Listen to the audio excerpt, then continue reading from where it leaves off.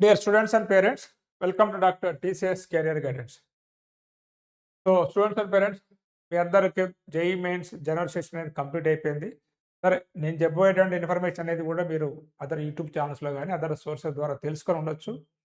కాకపోతే కొంత టైం తీసుకొని పేరెంట్స్కి స్టూడెంట్స్కి ఒక క్లారిటీ ఇస్తే ఏప్రిల్ సెషన్కి ఎలా ప్రిపేర్ కావాలి, అదేవిధంగా మీకు వచ్చేటువంటి మార్క్స్ ఆధారంగా అంటే గత 3 ఇయర్స్గా మనం సినారియో తీసుకున్నట్లయితే మీకు వచ్చేటువంటి మార్క్స్ ఆధారంగా మీకు ఏ ఎన్ఐటి అండ్ ఏ కాలేజ్ వచ్చే అవకాశం ఉంది, అండ్ ఈ ఇయర్ ఏ షిఫ్ట్ అనేది హార్డ్గా వచ్చింది.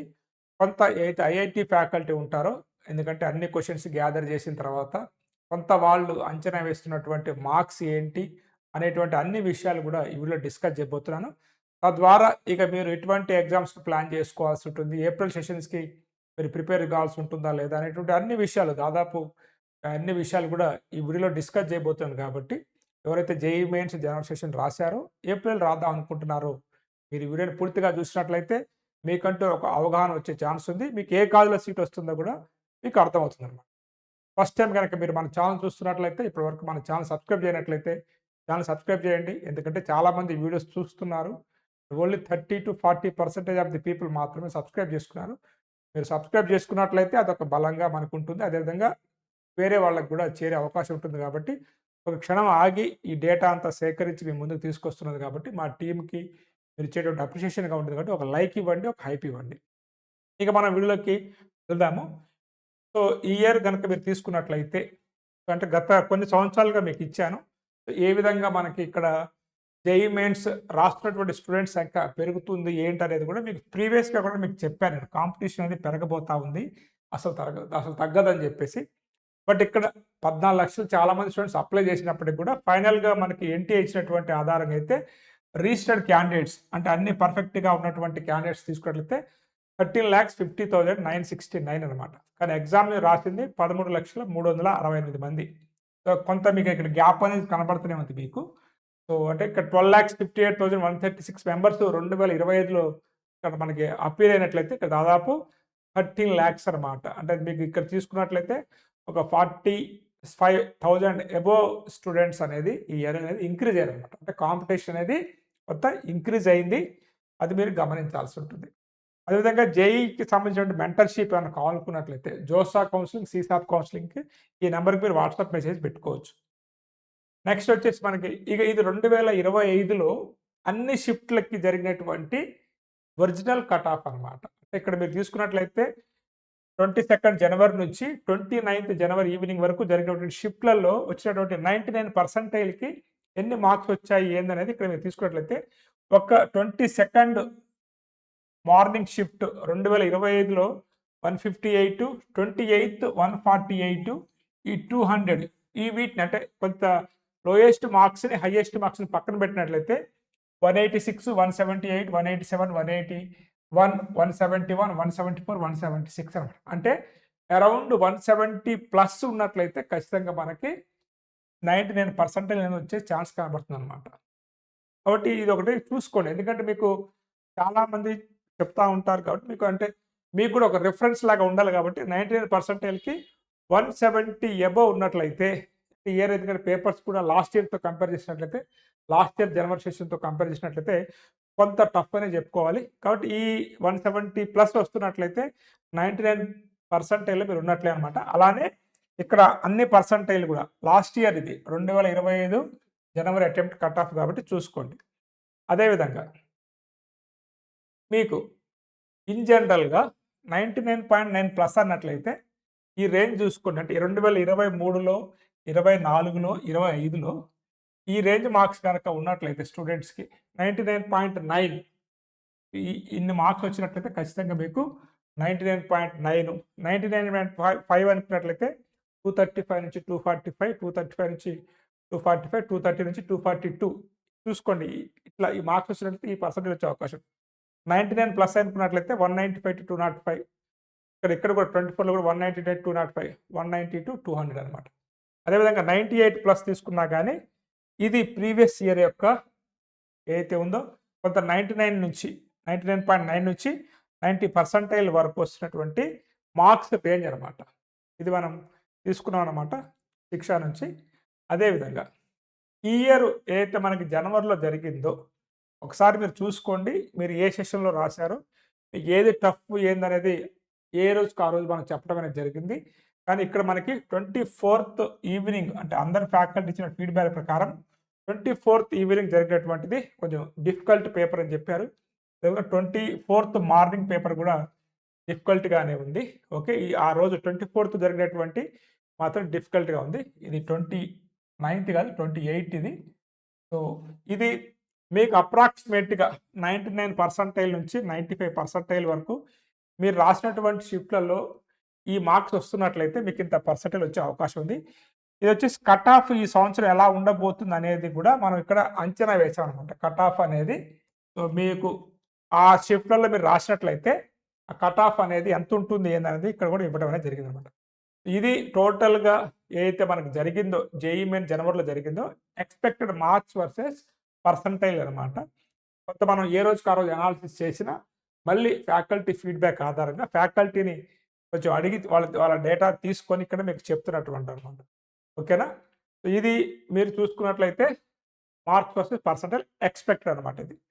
ఇవే గాకుండా ఇంకా మనం ఇట్లా వెళ్ళినట్లయితే మరి ఎంత పర్సెంటేజ్ కట్ ఆఫ్ ఉండొచ్చు కేటగిరీ వైజ్‌గా కూడా తీసుకున్నట్లయితే ఈసారి ఒక నార్మల్‌గా అయితే మనం ఎప్పుడైనా కానీ కొంత 1% పెరిగే ఛాన్స్ ఉంది అనుకుంటున్నాము. బట్ ఈసారి అయితే ఒకవేళ పెరిగితే మాత్రం ఒక 1% వరకు పెరిగే ఛాన్స్ ఉంది ఓపెన్ కేటగిరీలో. అదేవిధంగా ఓబీసీ, ఎన్సీఎల్ కావచ్చు, జనరల్ ఈడబ్ల్యూఎస్‌లో కూడా కొంత పెరిగే ఛాన్స్ అయితే కనబడతా ఉంది. ఎందుకంటే మనకు ఒక నియర్లీ ఒక 45,000 స్టూడెంట్స్ పెరిగారు కాబట్టి.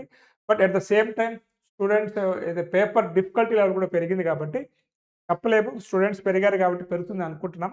రిజల్ట్ వచ్చిన తర్వాతనే తెలుస్తుంది. బట్ ఈ రేంజ్ అయితే ఉండొచ్చు అనేది మన యొక్క ఎక్స్‌పెక్టేషన్ అనమాట. కట్ ఆఫ్ పర్సెంటైల్ అనేది. ఓకే. దీంతో పాటు మరి మనకి ఏ ఎన్ఐటీలో సీట్ రావాలి అంటే మరి మీకు ఇక్కడ టాప్ 5 ఎన్ఐటీస్‌లో సీఎస్‌సి రావాలంటే మాత్రము జనరల్ కేటగిరీ స్టూడెంట్స్‌కి అయితే 240+ ఉన్నట్లయితే సీఎస్‌సి వచ్చే అవకాశం ఉంది.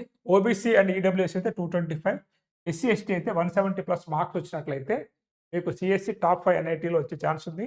టాప్ 10 ఎన్ఐటీస్‌లో కోర్ బ్రాంచ్ అయినా పర్లేదు అనుకున్నట్లయితే ఓపెన్ కేటగిరీలో 200+, ఓబీసీ, ఈడబ్ల్యూఎస్ అయితే 185, ఎస్సీ, ఎస్టీ అయితే 140+ అనమాట. So mid tier NITs, triple ITs తీసుకున్నట్లయితే సో 170+ మార్క్స్ వచ్చినా కానీ మనకి ఓపెన్ కేటగిరీలో సీట్ వచ్చే ఛాన్స్ ఉంది. ఓబీసీ, ఎన్సీఎల్ అయితే ఈడబ్ల్యూఎస్ అయితే 155, ఎస్సీ, ఎస్టీ అయితే 110+ మార్క్స్ వచ్చినా so mid tier NITs and triple ఐటీస్‌లో వచ్చే ఛాన్స్ ఉంది. దాంతోపాటు న్యూ ఎన్ఐటీస్ అండ్ జీఎఫ్టీఎస్‌లో అయితే ఓపెన్ కేటగిరీలో 145+ మార్క్స్ వచ్చినా, విధంగా ఓబీసీ అండ్ ఈడబ్ల్యూఎస్‌లో 130+ మార్క్స్ వచ్చినా, ఎస్సీ, ఎస్టీ వాళ్ళకైతే 90+ మార్క్స్ వచ్చినా కానీ న్యూ ఎన్ఐటీస్ అదేవిధంగా జీఎఫ్టీఎస్‌లో సీట్ వస్తది కాబట్టి ఇది కొంత మీరు గుర్తుపెట్టుకొని ఉండండి అన్నమాట. ఓకే. అదేవిధంగా ఇది మొత్తం కూడా జనవరి సెషన్‌లో జరిగినటువంటి డీటెయిల్స్ అన్నమాట. ఎందుకంటే ఈసారి చాలా టఫ్ వచ్చాయి. మాక్సిమం సెషన్స్ టఫ్ వచ్చాయి. ఎందుకంటే స్టాండర్డ్ అనేది పేపర్ అనేది ఇంక్రీజ్ చేసుకుంటూ వెళ్ళింది ఎన్టీఏ. ఎందుకంటే అసలు ఈ ఎగ్జామ్ పెట్టేదే ఎంత వీలైతే అంత నంబర్ ఆఫ్ స్టూడెంట్స్ రిజెక్ట్ చేయడానికి. అందరిని పాస్ చేయడానికి కాదు ఎగ్జామ్ పెట్టేది. అందరిని ఫెయిల్ చేయడానికి, అందరిని రిజెక్ట్ చేయడానికి అనమాట. ఇలాంటి ఎగ్జామ్స్ పెట్టేది. కాబట్టి అంత టఫ్ వాళ్ళు ప్రిపేర్ చేస్తా ఉంటారు. దీన్ని బట్టి ఆధారంగా చేసుకొని మీరు అదర్ ఎగ్జామ్స్ కూడా ప్రిపేర్ అయితే మంచిదనమాట. ఆ క్లారిటీ రావాలనే ఉద్దేశంతోనే మీకు అవన్నీ కూడా కట్ ఆఫ్స్ అనేది ఇవ్వడం జరిగింది. ఎందుకంటే మీకు ఇష్టమైన బ్రాంచ్ అనేది మీరు రానన్నప్పుడు మీరు వేరే top colleges, top entrance exam prepare అయితే మంచిది కాబట్టి అవన్నీ చూసుకొని ఇప్పటికి అప్లై చేయకపోయినా ఎందుకంటే మనకి మార్చ్ 15న కొన్ని వచ్చేసి మనకి మార్చ్ 31 లోపు ఎంట్రన్స్ ఎగ్జామ్స్ అనేది అప్లై చేయాల్సి ఉంటుంది. ఆల్రెడీ కొన్ని ఫేజ్ 1 అయిపోతున్నాయి కాబట్టి అవన్నీ చూసుకొని అప్లై చేసుకోండి.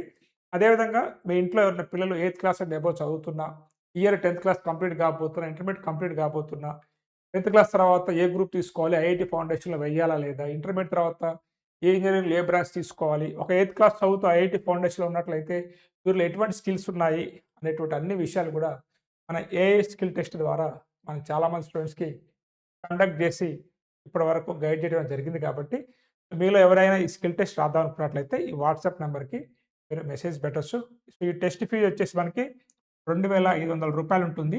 ఇంక్లూడింగ్ కౌన్సెలింగ్ గైడెన్స్ అనమాట. కౌన్సెలింగ్ అంటే ఈ ఇంటర్మీడియేట్ కౌన్సెలింగ్ కాదు. నార్మల్ స్టూడెంట్ కౌన్సెలింగ్ అనమాట. అంటే తను ఎక్కడ స్కిల్స్ ఇంప్రూవ్ చేసుకోవాలి, ఎక్కడ స్ట్రాంగ్‌గా ఉన్నాడు, ఎక్కడ వీక్‌గా ఉన్నాడు, ఐక్యూ లెవెల్ ఎక్కడుంది, అదేవిధంగా అన్ని విషయాలనమాట. దాదాపు మీకు ఒక 55 పేజీల రిపోర్ట్‌ని ఎక్స్‌ప్లెయిన్ చేస్తూ మీరెక్కడ ఇంప్రూవ్ చేసుకునేటువంటిది చెప్తామనమాట. దాన్నే కౌన్సెలింగ్ అంటారు. దానికి సంబంధించినటువంటి వివరాలు ఈ నంబర్‌కి మీరు వాట్సాప్ మెసేజ్ పెట్టి తెలుసుకోండి.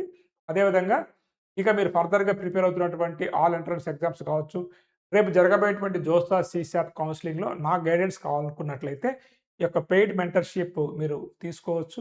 మీ అడ్మిషన్ వచ్చేంత వరకు నాతో డిస్కస్ చేసి మీరు ఎటువంటి కాలేజ్‌లో జాయిన్ కావాలి ఏంటనేటువంటి మీ డౌట్స్‌ని క్లారిఫై చేసుకుంటూ వెళ్ళిపోవచ్చనమాట. ఎందుకంటే ఇప్పుడు ఉన్నటువంటి స్టూడెంట్స్‌కి చాలా ఆపర్చునిటీస్ ఉన్నాయి. ఏది మంచి, ఏది చెడు, ఏది చదవాలి, ఏ బ్రాంచ్ చదివితే అది మీకు సూటబుల్ అవుతుందా లేదా, మీ యొక్క ఇంట్రెస్ట్ ఎక్కడుంది, మీ స్కిల్స్ ఎక్కడున్నాయి, మీ ఆలోచనలేంటి, మీ ఫర్దర్ ప్లాన్స్ ఏంటి అనే దాన్ని బట్టి మీరు కాలేజ్ చూజ్ చేసుకుంటే మంచిది కాబట్టి అటువంటి గైడెన్స్ మనం ఇస్తామనమాట. ఏదో పర్టిక్యులర్ ఒక కాలేజే జాయిన్ కాండి అనేది కాకుండా మీకున్నటువంటి సోర్సెస్ ఆధారంగా, మీ ఎకనామికల్ స్టేటస్ ఆధారంగా, మీ యొక్క ఐక్యూ లెవెల్ ఆధారంగా అట్లా గైడ్ చేయడం అనేది జరుగుతుంది తప్ప, ఏదో ఒక లిస్ట్ ఇచ్చి ఇది ఫిలప్ చేసుకునేది కాకుండా, కొంత పేరెంట్స్‌తో డిస్కస్ చేసి, స్టూడెంట్స్‌తో డిస్కస్ చేసి, లిమిటెడ్ మెంబర్స్‌నే తీసుకుంటాం. కాబట్టి మీకు అవసరం అనుకున్నట్టయితే ఈ వాట్సాప్ నంబర్‌కి మెసేజ్ పెట్టి డిస్కస్ చేసి తీసుకోవచ్చు. ఇది స్టూడెంట్స్ జేఈఈ మెయిన్స్ జనవరి సెషన్ అనేది వివరాలనమాట. సో, ఇప్పటివరకు మనకి ఆన్‌లైన్‌లో క్లాసెస్ గావచ్చు, లేకపోతే ఇంటర్మీడియేట్ కాలేజ్ గావచ్చు, మిమ్మల్ని ఎక్కడో తీసుకెళ్ళిపోయి కూర్చోబెట్టి జేఈఈ అంటే ఏంటనేది చెప్పుండొచ్చు. బట్ వాస్తవానికి అసలు ఎలాంటి కష్టాలుంటాయి ఐఐటీలో, ఎన్ఐటీలలో అనేది ఫ్యూచర్‌గా మీకు చెప్తానన్నమాట. ఇప్పుడు చెప్తే ఆల్రెడీ ప్రిపేర్ అవుతున్న వాళ్ళు డిసప్పాయింట్ అవుతారనే ఉద్దేశ్యంతో వాటి గురించి నెగెటివ్‌గా మాట్లాడట్లేదు. బట్ మనం ఏదైనా ఒక టాపిక్ తీసుకున్నప్పుడు దాని గురించి పాజిటివ్, నెగెటివ్ 2 చెప్పాలి పేరెంట్స్‌కి. ఎందుకంటే ఆటికి ఎలాంటి వాళ్ళు వెళ్ళాలి, కాలేజీలు మంచియా, చెడ్డయా అనేది కాదనమాట. IITs, NITs, triple ITs, top GFTs అనేవి అవి కొంతమందికే సూటబుల్ అయితాయి. అందరికి సూటబుల్ కావనమాట. అలాంటి వాళ్ళే అక్కడికి వెళ్ళాలి. అంతే అట్లా గాకుండా చీట్ కోడ్స్ అని జెప్పేసి, షార్ట్ కట్స్ అని జెప్పేసి కూడా స్టూడెంట్స్‌ని ఎంకరేజ్ జేస్తున్నారు. అవన్నీ చూసినప్పుడు చాలా బాధ అనిపిస్తదనమాట. ఒక టీచర్‌లై ఉండి చీట్ కోడ్స్ చెప్పకూడదు, షార్ట్ కట్స్ చెప్పకూడదు. ఎందుకంటే అక్కడికెళ్ళి షార్ట్ కట్స్‌లో ఏవి వర్కౌట్ కాదు. ఓన్లీ స్కిల్ మీ నాలెడ్జి చిన్నప్పటి నుంచి మీరు చదువుకున్న నాలెడ్జే ఉపయోగపడుతుందనమాట. అట్లా ఎంకరేజ్ చేస్తున్నారు కాబట్టి ఫర్దర్‌గా మీకు ఒక క్లారిటీ ఇస్తాను. ఎందుకంటే వచ్చిన వాళ్ళు హ్యాపీగా ఫీల్ కావడానికి, రాని వాళ్ళు పాపం మాకు రాకపోవటమే మంచిది అనేటువంటి ఫీల్ కావాలన్నమాట. అంతే తప్ప సో, మనమేదో ఒక ఇన్‌స్టిట్యూషన్ పెట్టుకున్నాం కదా! లేకపోతే మన కాలేజీలో అడ్మిషన్స్ కావాలి కదా! అన్నట్టుగా అందరిని ఎంకరేజ్ చేసి వాళ్ళని డిసప్పాయింట్ చేయకూడదనమాట. అలా అనేది సొసైటీలో జరుగుతా ఉంది. చాలా బాధాకరం. ఏదైనప్పటికి కూడా ఈ యొక్క ఇన్ఫర్మేషన్ చూసి ఫర్దర్‌గా మీరు ప్లాన్ చేసుకుంటారు ఉద్దేశంతో ఈ వీడియో చేశాను. మళ్ళీ నెక్స్ట్ వీడియోలో కలుద్దాం. Have a nice day. All the best for your bright future.